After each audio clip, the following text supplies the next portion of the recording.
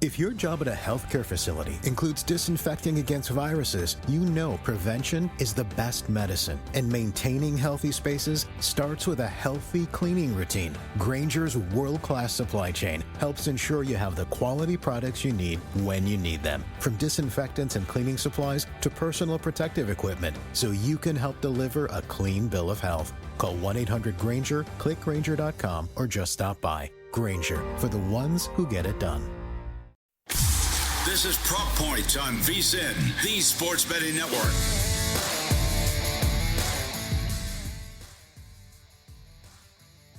Welcome, everybody, to Prop Points. Jeff Erickson and Nick Whalen here. A big NBA day coming up. We're going to recap the Western Conference final game last night. We'll be previewing Pacers Knicks tonight. Alex Barutha is going to join us for more of that as well on the Progressive Guest Line. We're going to talk baseball strikeout props. We'll be talking baseball, just the baseball slate. A lot of day games going on today. And we got news in the NFL from the Rules Committee. So a lot going on there. But Nick, starting off, lead story has to be the Thunder dominating the second half against the Timberwolves. You know, they trailed by 4 points at halftime and pulled away to win by 26. Still a 10-point game, though, with like 4 minutes left. And it's just those last 5 minutes were just crazy. Yeah, you know, part of the reason that we leaned toward the under in this game last night, Jeff, is I thought there was a reasonable chance that at least one team, if not both, would come out a little bit tight. And once again, that team was the Thunder, right? I mean, we saw it in Game 7 against Denver. We saw it in Game 1 of that Nuggets series. And, you know, OKC, despite being, you know, the team that had played more recently, you didn't really worry about any rust factor for the Thunder. I thought they struggled quite a bit in the first half. And, you know, we got our answer immediately to the question of, you know, will Julius Randle continue to play at the level that he had through the first 2 rounds of this postseason? 20 points in the first half for Julius Randle. He's splashing in threes from all over the place. But I felt like at half, Jeff, with OKC trailing by only 4, I believe they were down by as much as 8 or 9 with a few minutes left in the second quarter. They go on a mini run at the end of the second. I thought it was really important to trim that deficit down because the way that Minnesota came out shooting the ball, you know, the way that SGA and Jalen Williams both struggled in the first half, you felt like Minnesota should have been leading by a little bit more. You would have liked to have a bit more of a cushion because you knew OKC was going to get right in those final 2 quarters. That's exactly what happened. I mean, SGA goes 2 of 13 from the field with 2 turnovers in the first half. And both he and Jalen Williams, I thought, were excellent throughout the second, even if the dominant narrative coming out of this game, Jeff, is the whistle that SGA was getting, particularly in that second half. Yep. Yeah, absolutely. That's a, like you said, dominant narrative, you know, earned a little bit. You know, yes, SGA was getting the whistle. Yes, he was trying to get that whistle. He was foul baiting. And as you said, this is the same thing with Jalen Brunson against Detroit, most notably, where that became the priority. Yeah, and that's the thing is, you know, in general, I don't necessarily have a problem with these high free throw rate superstars because I think especially if you're a guard in the modern NBA, that's just kind of part of the game, right? It's like if you want to be pushing for 30 points per game, you have to play it, right? You have to do what Jalen Brunson's doing. You have to do what James Harden has been doing for so many years. And I think it's really difficult to throw stones at one specific player because a lot of elite players around the NBA embellish calls. And that includes Nikola Jokic, by the way, who they just faced in the previous round. Now, you know, I think Jokic, given his size, you know, he absorbs a lot more contact and it kind of evens out. But look, did it veer into egregious territory at times last night? No question. No question. And to me, where I draw the line, Jeff, is when you are prioritizing getting the foul over making a basketball play, over getting a field goal attempt off. And there were a few of those possessions for SGA where clearly the goal was, look, I'm going to try to embellish this contact first, and then I'll just throw the ball up there. And if it goes in, great. If it's anywhere near the rim, that's fine. It just felt like there were a few too many of those possessions. And you know, you contrast that to somebody like Anthony Edwards, who I actually think doesn't do this. It's a rarity for a superstar guard, you know, somebody of Anthony Edwards' ilk. He is not really a foul baiter. And maybe at some point in his career, he'll learn that he has to do that because that's how the game is played in the NBA. But look, either way, I think even if you take away all of SGA's free throw attempts, all of his made free throws last night, the Thunder still win this game by double digits. I don't think that's what decided the final result, but look, I mean, you had Jaden McDaniels fouling out of this game in 26 minutes. You know, I think it definitely changed the way Minnesota had to defend as the game went along. And I will be very curious to see, does this carry over to game 2, or does SGA hear this? Does the NBA hear this and say, look, we don't want this to be the narrative throughout the series? Yeah. One other note that I thought is interesting, especially against the Lakers, Rudy Gobert had a huge impact, had a pretty big impact against Golden State as well. No impact in this game. Didn't play at all in the fourth quarter. No. Did OKC just neutralize him? Did Minnesota self-neutralize? What happened here? Yeah. Yeah, a little column A, a little column B. I think Gobert, especially at this point in his career, the ship has long sailed on Gobert really being an impact player offensively. Whether it's been in Utah or Minnesota, it's borderline comical to watch at times how far out of their way, his teammates will go to not feed him the ball. Like, his job needs to be what it was at the end of that Lakers series, which is just spend almost all of your effort on the glass. And obviously play some defense on the inside as well. But you are out there to exploit the one statistical weakness that OKC has, which is that they are not a great rebounding team. That was the case in the regular season. That's still the case in the postseason. They were out-rebounded in that 7-game series against Denver in round 2. And you just barely noticed that Gobert was out there, right? I was not surprised when I checked the box score last night and saw, he only played 21 minutes, didn't play at all in the fourth quarter, because there was no impact. And I think once Minnesota started trailing, midway through the third quarter, Chris Finch just realized we need offense out there. We need to find our way to claw into this lead. And Rudy Gobert is certainly not going to help us do that. Now, Minnesota won the math battle, Jeff, as far as three-pointers go. They took 51 threes in this game. But something we talked about yesterday is that this Timberwolves team has been prone to these wildly off shooting nights. And outside of Julius Randle going 5 of 6 from 3, this was certainly one of those. 15 of 51 from beyond the arc as a team. And you contrast that to OKC and you say, oh, wow, Thunder had a great shooting night. They shot 52%, from beyond the arc. They only took 21 threes. They only had 8 3-point attempts in the first half, which I thought was interesting. They're not necessarily one of those teams that's going to put up 50 or 60 in a given night, but even by Thunder standards, this was really, really low volume. That's something I think probably comes around as this series goes along. But bottom line is, if you're Minnesota, you can't have Naz Reid going 1 of 11 from the field. Dante DiVincenzo can't go 3 of 14. Nickeil Alexander-Walker, who had to play more minutes because of the foul trouble for McDaniels, he goes 3 of 11, 2 of 9 from beyond the arc. So this was it wasn't some heroic bench effort from OKC. They got some good minutes out of Kenrich Williams, but it was really the Minnesota bench just not making open shots. Yeah, you got to make open shots, period, and especially against OKC, because they're going to pressure you and force more turnovers than average. You're not going to get as easy looks. So when you do get them, got to make them. Are you still using your buddy's gut instinct as your betting strategy? Come on, you deserve better. RotoWire has the real tools the pros use: rankings, projections, updates, and data that doesn't sleep. Whether you're making picks, setting your fantasy lineup, or placing bets, our award-winning insights give you the edge you need. Get started today by heading over to RotoWire.com and entering Roto15 at checkout for 15% off any RotoWire product. We have 6 games going on in Major League Baseball right now. One is the conclusion of the suspended game from Monday from the Guardians and the Twins. A lot of rain up there. Last night was rained out as well. In that game, it's now 4-2 Twins. It was 2-1 Twins at the time of the suspension. Carlos Santana has since homered in this one. We're seeing Joe Ryan, who's normally a starter, come in and pick right up after where this game was. So they're going to use him in bulk for this game. Basically loses a start because of this there. Hopefully in your fantasy league, you didn't get, kind of hosed by that a little bit there. But Twins are now up 4-2. They're through the 6th. So Ryan might, if you had him for a weekly league, hey, great. You're probably still getting a win out of him and all that. So heads up on that. We have 5 other games that started today, including the Pirates up 2-1 on the Reds. Nick, it's now 25 straight games for the Pirates, 4 runs or less. However, they won 1-0 last night. 4th time this year that the Reds have lost a 1-0 game. Mm-hmm. Well, Pirates have 4 1/3 more innings to try to get to 5 runs for the first time in basically a month. And this one has played out so far, much like we saw last night, just 8 total hits on the board. Brady Singer on the hill for the Cincinnati Reds this afternoon. He's through 4 2/3, 5 hits, has walked 4 already, Jeff, up to 102 pitches. So would not be surprised if his day concludes here pretty quickly. And 3 strikeouts for Brady Singer. Milwaukee Brewers currently trailing the lowly Baltimore Orioles, by the way, 1-0 in the top of the 4th there. Jeff, I don't have much to say on this game specifically. It's Chad Patrick going up against Sagano. But you and I were talking about Jackson Chourio this morning on Sirius XM. He does have a hit. Yeah. He's got a single in this game. But my goodness, man, it has been a rough month for Jackson Chourio.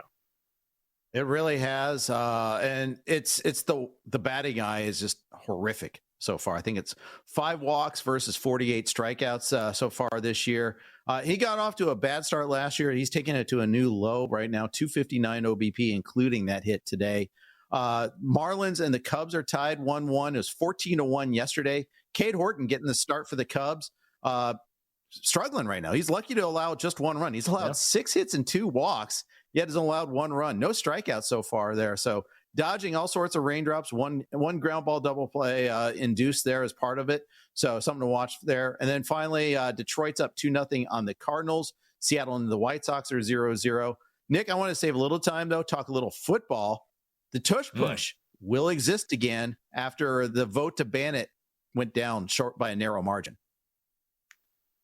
It will exist as it should, in my opinion, Jeff. I was anti-ban the tush push. Look, I'm sympathetic to the idea that, players pushing players from behind. Is it really a football play? Maybe not. But look, nothing is stopping other teams outside of the Philadelphia Eagles from taking advantage of this, right? It's kind of turned into this witch hunt where it's everybody against the Eagles. And I think it's interesting that this vote came down 22-10. It did not receive the 24 requisite votes in order to pass. So it's not like everybody is in full agreement here against Philly. And look, we've seen other teams try to integrate this. Nobody's been as consistently successful as the Eagles have. But yeah, you think of the Baltimore Ravens, they'll bring in Mark Andrews or Isaiah Likely. They'll kind of motion him in at quarterback and run a similar type of play. To me, the Eagles' ability to perfect this with Jalen Hurts is a skill. Jalen Hurts' ability to push forward, to push that pile, to use his strength, take those hits over and over.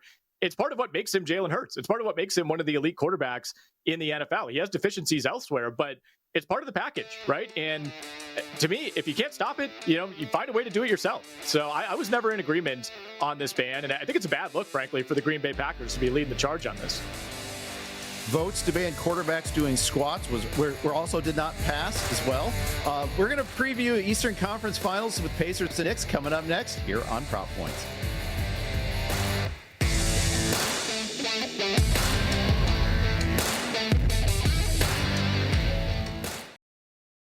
If your job at a healthcare facility includes disinfecting against viruses, you know prevention is the best medicine. And maintaining healthy spaces starts with a healthy cleaning routine. Grainger's world-class supply chain helps ensure you have the quality products you need when you need them. From disinfectants and cleaning supplies to personal protective equipment, so you can help deliver a clean bill of health. Call 1-800-GRAINGER, click Grainger.com, or just stop by. Grainger, for the ones who get it done.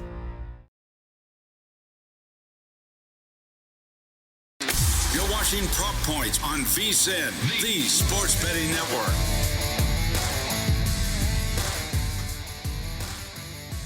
Quick baseball update. One game we didn't get to. Actually, great pitching matchup. Houston, Tampa Bay. Taj Bradley versus Hunter Brown. It's 2-2 in this one here. Actually, just went to 3-2 in favor of Tampa Bay over Hunter Brown right now. And that's interesting development there because Houston was a good road favorite in that one there. Isaac Paredes homered for the second day in a row for the Astros. All right, Eastern Conference Finals begin tonight in New York. Pacers, Knicks. Excited about this one, Nick. Yesterday when we did it, our preview, we kind of gave short shrift to your player rankings. So we're going to start off this time with your player rankings and in order of the most important players in the Eastern Conference Finals. Yeah, so in terms of methodology here, I mean, there's no debate who 1 and 2 are. It has to be Brunson and Halliburton in some order, right? If either of those guys have an all-time great series or a completely disappointing series, then it's going to shift the balance, no question. So I have Jalen Brunson, number 1. I do feel like the Knicks are a little bit more dependent on Brunson, even than the Pacers are on Tyrese Halliburton, although I did dig into some of the on-off court numbers for Halliburton. There's a 16-point swing in terms of net rating with Halliburton on versus Halliburton off in these playoffs. But you get beyond those top 2, Jeff, that's where it becomes a little bit more interesting. And I went with Mikal Bridges as my number 3 most important player in this series. I debated Pascal Siakam for this spot. I debated Karl Anthony Towns as well, maybe even an outside case for someone like OG Anunoby or Andrew Nembhard. But it's not a complete 1-to-1 if you just look through the box scores. But if you watch these games, like the general vibe of a New York Knicks game seems to swing on whether or not Mikal Bridges is involved, is engaged, is efficient on the offensive end. You know what you're getting from him every night defensively. And I think he's going to spend a lot of time on Tyrese Halliburton in this series. That's at least the matchup that they used most often during the regular season. But if Mikal Bridges is going 3 of 8 from the field tonight, I think there's a very good chance the Indiana Pacers walk into MSG and take game 1.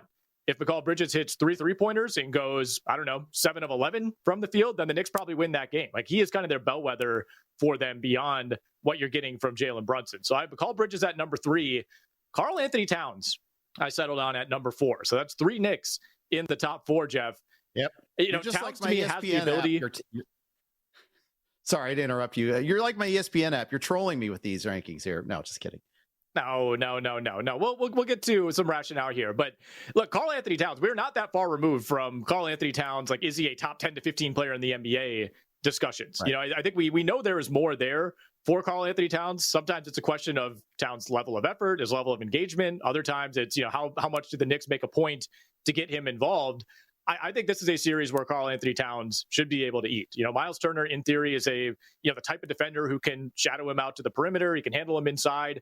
Pacers also foul at one of the highest rates in the NBA this season. That's carried over to the playoffs. I think one advantage here for the New York Knicks is using Towns a little bit more, trying to get some of these guys in foul trouble, pound it inside against a Pacers team that does not have great reserve options at the 5 beyond Miles Turner. So I think this will be a very big series for Cat.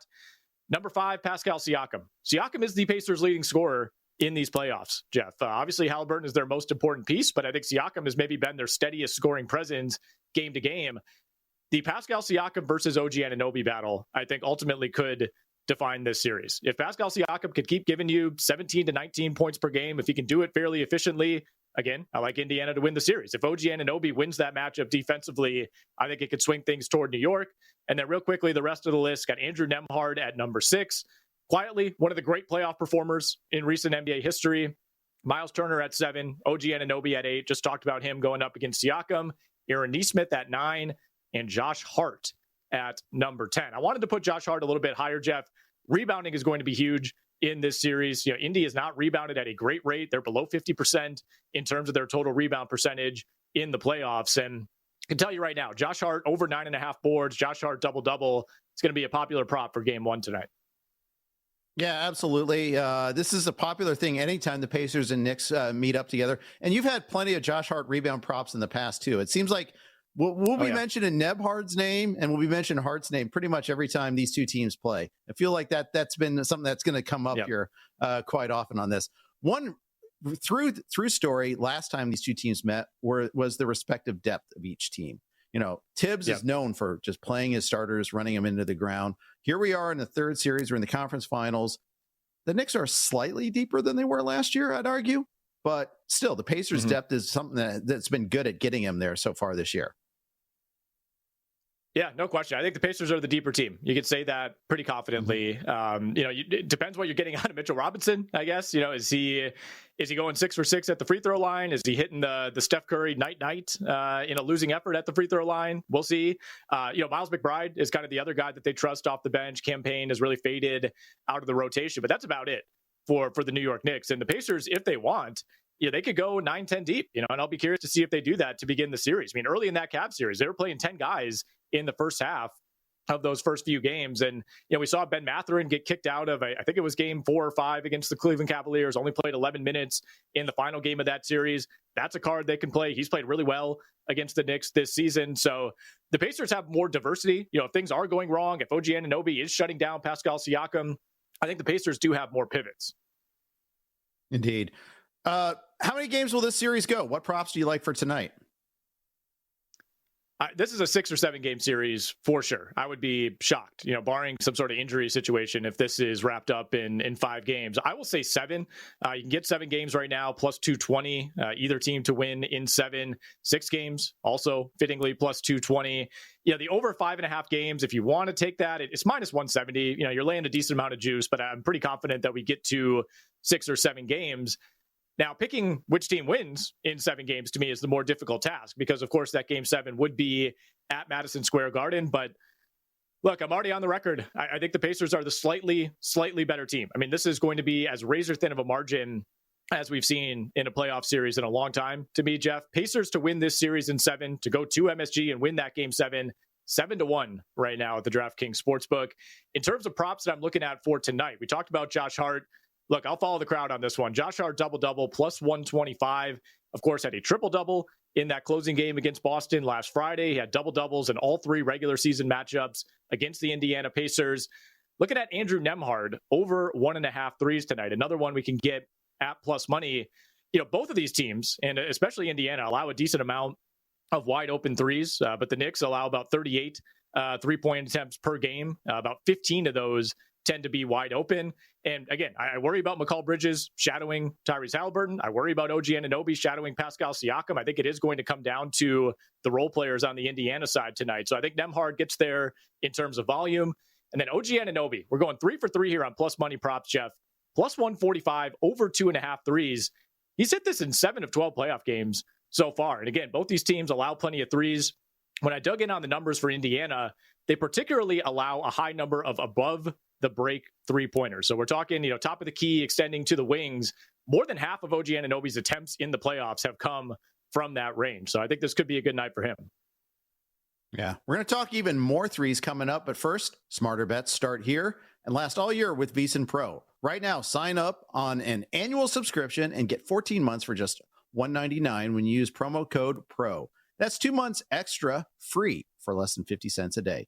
Become a VSiN Pro subscriber today and get instant access to a daily email with all the best bets from the hosts and their guests, real-time betting splits from DraftKings and Circa, 24/7 video access on the VSiN Watch app, plus full access to VSiN.com's analytics, betting trends, and expert breakdowns. Don't wait. Go to VSiN.com, subscribe, and use promo code PRO to lock in this offer. That's VSIN.com/subscribe. All right, so we've been talking a little bit about all these wide open threes, and I think it's really interesting there. I think that's going to be the through line, and one of the big through lines in this series is, who does better from beyond the arc. And to that point, who would you bet on to have the most 3-pointers in this series, Haliburton or Brunson? Yeah, I love this one. Getting a little semi-exotic here. So both Brunson and Haliburton are listed at plus 220 to lead the series in made threes. Now, you look at the playoffs, Brunson's taken about 7.6 threes per game. Haliburton taking about 6.5. Brunson shooting it more efficiently, 36% versus 33%. But in the 3 regular season matchups, Jalen Brunson took only 8 combined threes. Haliburton took 23 in those 3 games. Not sure how much that really matters. 2 of those games came very early in the year, but still worth noting. If you want to veer away from either of the short shots, I would lean Haliburton over Brunson, but plus 220, not quite appealing enough for me. I'm more interested in some long shots here. OG Anunoby at plus 550. He has only 4 fewer makes in the playoffs so far than Jalen Brunson, only 10 fewer attempts, which is kind of crazy when you consider, the difference in usage rate between those 2 players. Aaron Nesmith, also plus 550, leads the Pacers in made threes so far in the playoffs with 27. Takes about the same number of threes per 100 possessions as Tyrese Haliburton. And then the real long shot here, Andrew Nembhard at 30-1. He has the same number of makes as Tyrese Haliburton in these playoffs. He's shooting 50% from beyond the arc.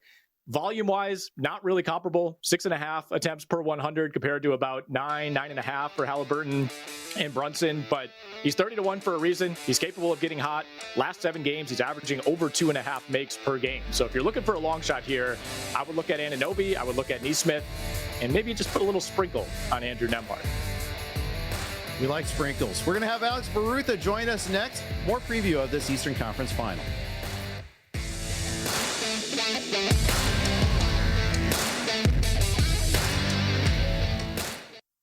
You're watching Prop Points on VSiN, the Sports Betting Network.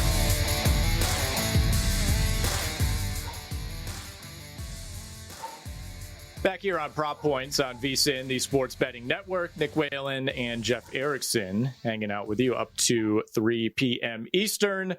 Got a great guest joining us on the Progressive Guest Line. One of our favorites, Alex Barutha, our senior NBA editor over at RotoWire.com. You can check him out on Twitter at Barutha Alex. You can find all of his daily picks for us over at RotoWire.com/basketball. Alex, we, of course, have one game 1 in the books. We got another game 1 that we'll preview and get your best bets for as we roll along. But what were your takeaways from what we saw last night? SGA foul baiting aside, OKC wins by 26, despite trailing by 4 at the half. You joined us on SiriusXM earlier this morning, and you said, coming in, this felt like Thunder in 5, maybe Thunder in 6. based on what we saw last night, if you had to give an updated series prediction, what would it be? I'll still stick with Thunder in 6 to give them some benefit of the doubt. I think Minnesota. We've seen Minnesota come out flat now in 2 starts of the series. I mean, against Golden State as well, they came out really nervous, I felt like. And I didn't feel like they were necessarily nervous for this game. I mean, they played a great first quarter and great first half against OKC. But then OKC just found a different level of energy. They found a different level of defense. They were just taking the ball from players on Minnesota with 2 hands. It was kind of ridiculous. And I mean, Julius Randle, were it not for some Julius Randle sort of like first half heroics, this score could have been way, way uglier. And I think Minnesota, as much as they have, through the entire play, they need Anthony Edwards to step up a little bit more. And Oklahoma City was doing a great job of making him take tough shots or barely even letting him get off a shot in the first place. But they just need to find ways to get him free for looks. Yeah, absolutely. And, the thing is, like, there was some talk about Minnesota only turning it over 17 times, but it was the nature of the turnovers, the immediate turnaround that the Oklahoma City did. And if you're not making your shots and you're giving up these easy buckets, it's a tough way to live. Yeah, the live ball turnovers. Those are the ones that are killer. Yeah. We always talk about a different team, like in Golden State, for example, is a high turnover team, but a lot of times they would just throw the ball out of bounds and it wouldn't result in a transition opportunity. Yep. Oklahoma City does a great job of again, just taking the ball from guys and pressuring them in the middle of the floor.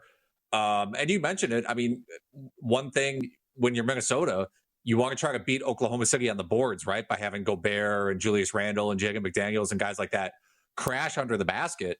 But if they're going under the basket and then the turnover happens in the middle of the floor, they're all the way back on defense, in transition. So it's a tough it's a tough line to walk. But Minnesota is not going to be able to turn the ball over 17 times in the series a game and win the series. 31 points off turnovers last night for the Oklahoma City Thunder. And I thought OKC was a little sloppy too. I mean, they turned it over 15 times, but that resulted in just 10 points for the Minnesota Timberwolves.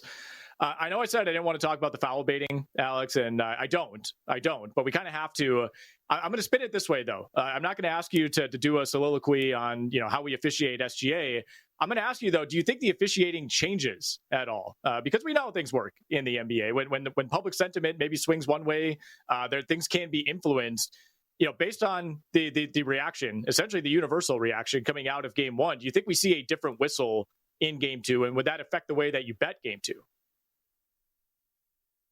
Maybe slightly. I think Minnesota, first of all, just needs to come out and play really physical defense right off the bat, because I think referees tend to officiate a game based on the energy of both teams right out of the gate.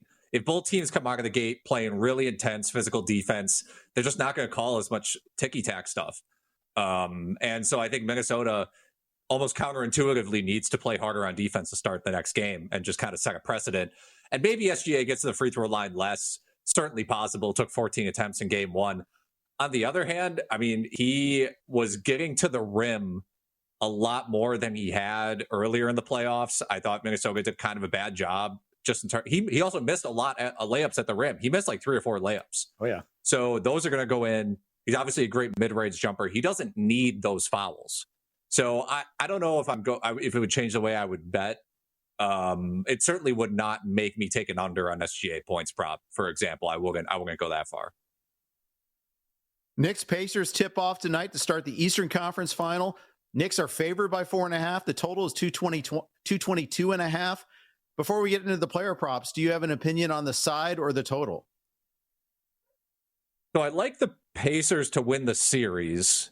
I'm not sure I necessarily like 4.5. I wish the number was a little longer than 4.5 for me to take the Pacers with confidence. I will say on the total, I don't mind the over, partially because both of these teams actually have a tendency to foul defensively. And if you get into the bonus really early, obviously that racks up the score. And Indiana loves to get out and run. I trust their offense a lot. So I think I would lean over here. And I would... If you made me, I'd take Pacers plus 4.5 because I like them in the series.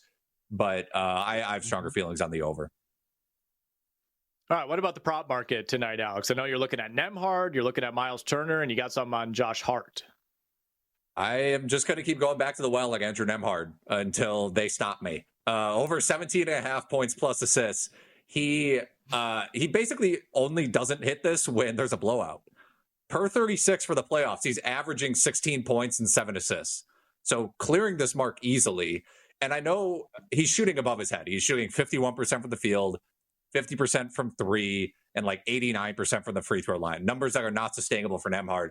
But he's also still taking, I think, 13 true shot attempts a game. It's not like he's, out there shooting 70% or something like that. And we know how involved Nembhard is for Indiana. A lot of times looks like their second best player offensively over Pascal Siakam. So I'm just going to keep riding that until it starts not hitting at a significant rate.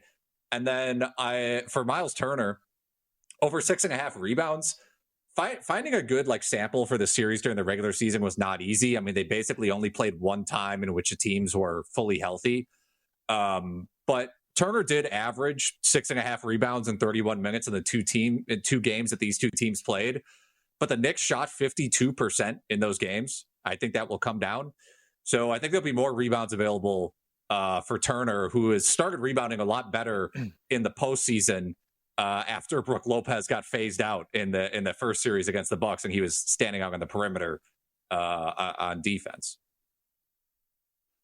Good note by you on Andrew Nembhard, by the way. I'm with you. I'm going to keep riding it. I like his points tonight. He is second in NBA history in career playoff three-point percentage, just chasing the ghost of somebody named Bob Hansen, who I've never heard of. Rui Hachimura, by the way, third in career postseason three-point percentage. So maybe take that with a grain of salt. We'll have more from Alex in a moment. But first, start your day with an edge and with a game plan. The VSiN Daily Morning Bets podcast is your first look at the day's betting lines, sharp action, and market movement. In just 15 minutes, you'll get everything you need to make smarter wagers and stay ahead of all the line moves, all before your morning coffee is gone. It's hosted by VSiN's team of trusting betting experts. The Daily Morning Bets podcast is fast, focused, and built for bettors like you. Listen to the VSiN Daily Morning Bets podcast wherever you get your pods, or you can, of course, get it on the VSiN Watch app. The sharpest way to start your betting day is the VSiN Daily Morning Bets podcast. Alex, if I know you at all, you've got some sort of exotic prop for tonight, whether it's a steal prop or a backup point guard block plot prop. What do you got for me? Can I interest you in a Miles McBride over a half a steal prop? What do you got for me there? That sounds good, actually. I you know what? I didn't find as many for this game as I did in OKC. I like Jalen Williams over a steal and a half. That would make me look really good if we had me on to do that. I will say I was looking through some of the series player props, and I know you guys in the previous segment mentioned the threes for the series prop. You can get Josh Hart to lead the series in rebounds at 5-1. Interesting to me. I mean, Cat has been a really good rebounder in the playoffs so far. I think he's averaging 12 a game or something like that. But I am not 100% sure on are they going to have Cat out on the perimeter dealing with Miles Turner? How much is he going to be out there shooting threes? How are the rebounds going to be available? And obviously, we know Josh Hart, excellent rebounder. And I don't necessarily trust anybody on Indiana to average 9 or 10 rebounds a game as much as I do like Turner tonight to go over 6.5. So I will say Josh Hart to lead the series in rebounds at 5-1, I think is pretty solid value. All right, Alex, we got about 30 seconds. We'll finish with this. I know you are on record that you have the Indiana Pacers winning this series, as I do. Have you struggled with the fact that if you think this is going to go 6 or 7 games, it may require the Pacers to win a Game 7 at Madison Square Garden? So how many games do you have Indiana finishing this out in? It was pretty close for me, so I would say probably 7.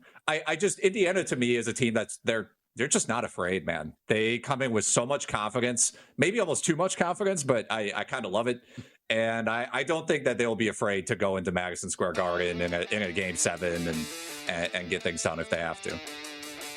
All right, there we have it. I'm riding with you, Alex. Pacers to win this series in 7-1 right now at the DraftKings Sportsbook.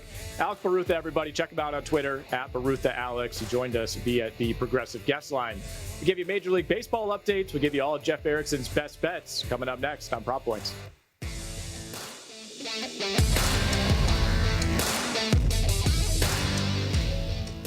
If your job at a healthcare facility includes disinfecting against viruses, you know prevention is the best medicine. And maintaining healthy spaces starts with a healthy cleaning routine. Grainger's world-class supply chain helps ensure you have the quality products you need when you need them. From disinfectants and cleaning supplies to personal protective equipment, so you can help deliver a clean bill of health. Call 1-800-GRAINGER, click Grainger.com, or just stop by. Grainger, for the ones who get it done.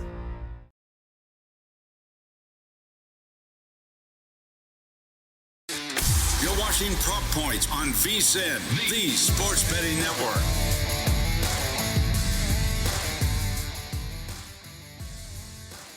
Welcome back into Prop Points. Nick Whalen, Jeff Erickson here with you, talking baseball as we bring you home, taking you up to 3 p.m. Eastern. We got Make It Rain with Adam Shine coming up next. He's back in the chair. Should be a fun show. Should be a fun rest of the day here on VSiN. Follow the Money with Mitch Moss and Paulie Howard. That's coming up at 4 p.m. Eastern. And, of course, VSiN Primetime with Scott Seidenberg coming up at 7. Tell you what's going on around Major League Baseball. We have plenty of day game action. Guardians Twins, we're in the bottom of the 8th in a game that began on Monday, is now resuming. Twins leading that one 5-2. Those teams will play again. Scheduled to start in about 15 minutes, Jeff. I don't think that's going to be the case. We have to push that one back a little bit, but that is game one of kind of a makeshift doubleheader. Orioles Brewers still 1-1. We're now in the top of the 6th there, just 4 hits on the board for each team. We're in the bottom of the 7th between the Reds and the Pirates. Pittsburgh leading that one 2-1. Top of the 6th between the Cubs and the Marlins. Cubs, of course, put 14 on this Marlins team last night, 1-1. Again, in the top of the 6th. Tampa Bay Rays have opened up a 5-2 lead over the Astros. We're in the bottom of the 6th there. 3 homers on the board for the Rays. Josh Lowe, Brandon Lau, Curtis Mead, all with solo shots. A couple other games in action. Tigers leading the Cardinals 3-0. And the Seattle Mariners up 3-0 on the Chicago White Sox, thanks to a 3-run home run from one Julio Rodriguez. All right, Jeff, we'll get to your plays for the late slate in a little bit here, but we got a lot of people watching who may be new when it comes to sports betting, especially maybe dabbling in Major League Baseball. I want to ask you, what kind of props or plays are you targeting if you would recommend to somebody who's just getting into betting baseball? You know, any specific type of plays, pitching versus hitting, anything like that?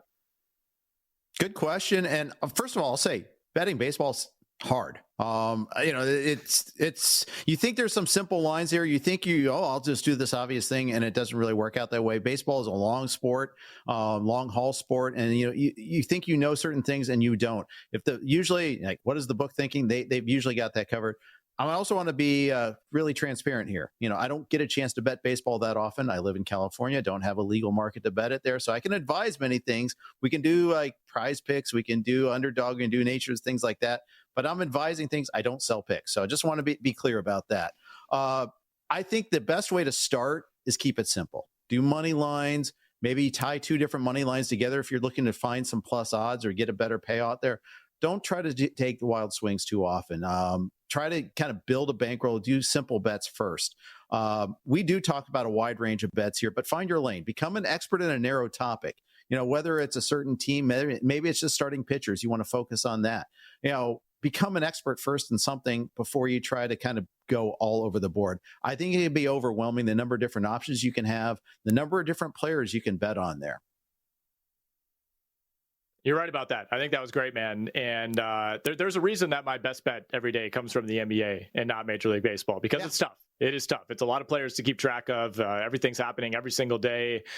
What tools do you use when you're diving in to give us your plays every day? Well, first of all, the channel here at VSiN, on VSiN.com. RotoWire, obviously, wearing the shirt. One fun fact. Make sure if you're advising to use a hitter and a hitter prop, make sure he's in the active lineup, the starting lineup first. We have our daily lineups page at RotoWire. It's really invaluable there. I advised Jake Bauers the other day against Dean Kramer, and the Bauers wasn't even in the starting lineup. So make sure that he's in there first before you do any sort of thing like that, especially on down ballot guys like that. You're trying to find those plus odds. Other sources I use Fangraphs on the regular. I think they're fantastic for data. My friend Paul Spohr does a great starting pitchers chart there. Also, we've seen Paul on this channel a lot. Baseball Savant is fantastic.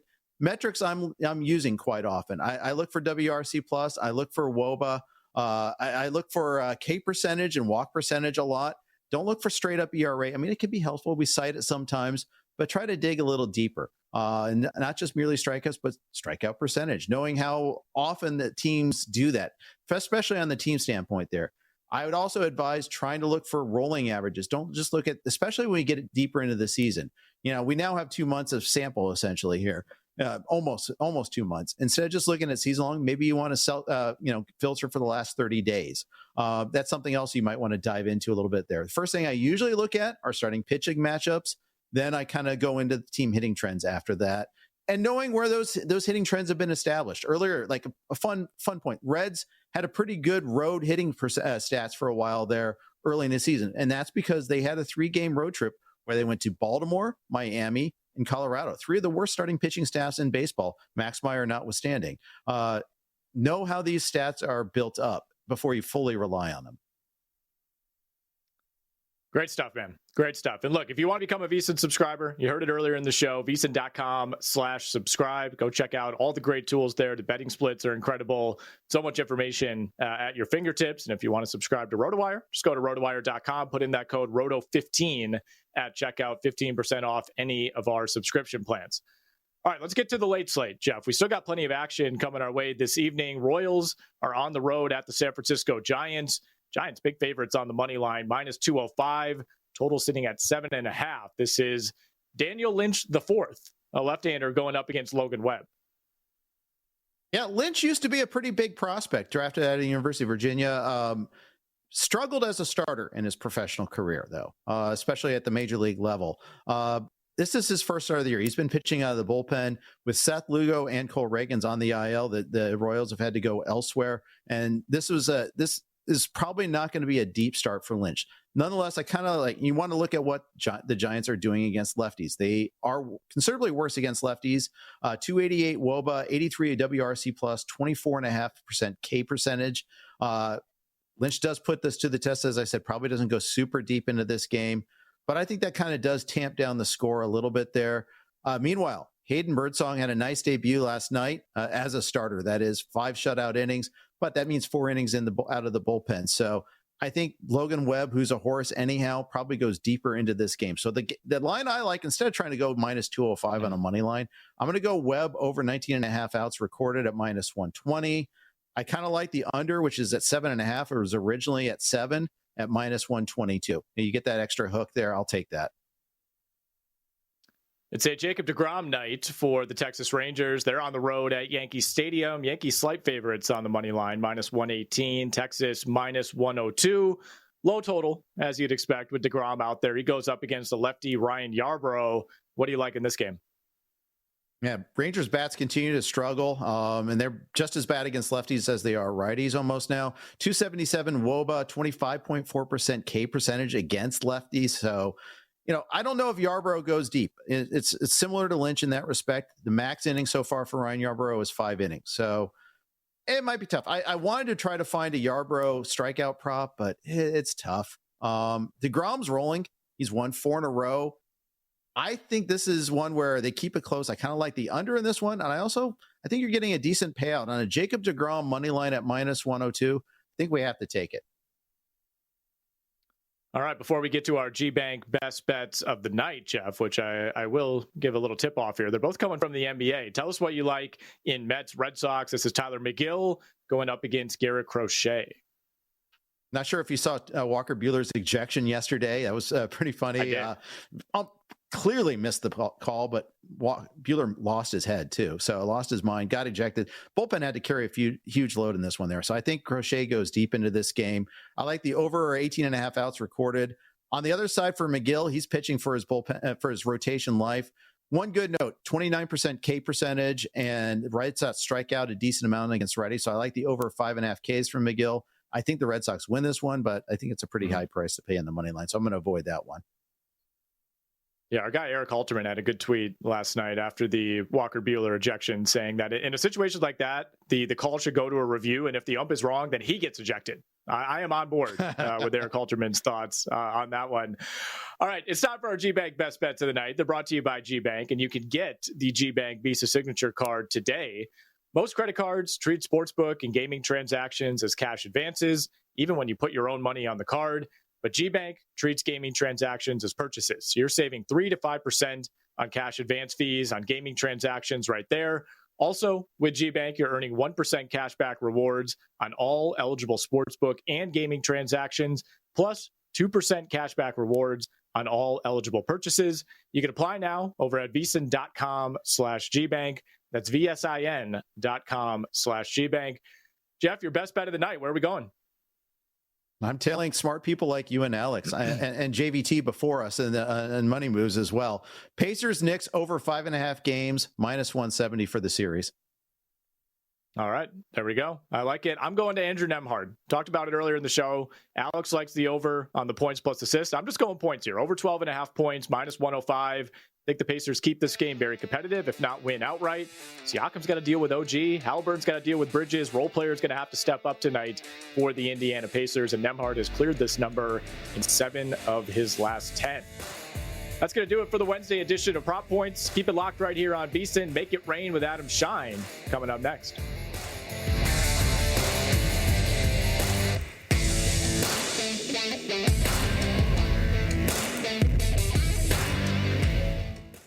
If your job at a healthcare facility includes disinfecting against viruses, you know prevention is the best medicine, and maintaining healthy spaces starts with a healthy cleaning routine. Grainger's world-class supply chain helps ensure you have the quality products you need when you need them, from disinfectants and cleaning supplies to personal protective equipment, so you can help deliver a clean bill of health. Call 1-800-GRAINGER, click Grainger.com, or just stop by. Grainger, for the ones who get it done.